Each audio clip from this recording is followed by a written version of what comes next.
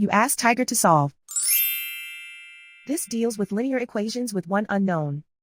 The final result is y equals -2/15. Let's solve it step by step. Swap sides. Group all constants on the right side of the equation.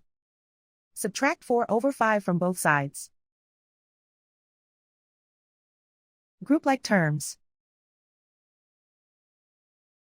Combine the fractions.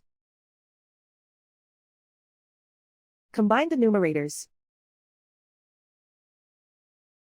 Reduce the zero numerator. Simplify the arithmetic. Find the lowest common denominator.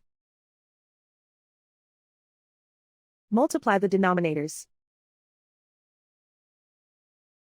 Multiply the numerators. Combine the fractions. Combine the numerators. And so the final result is y equals -2/15.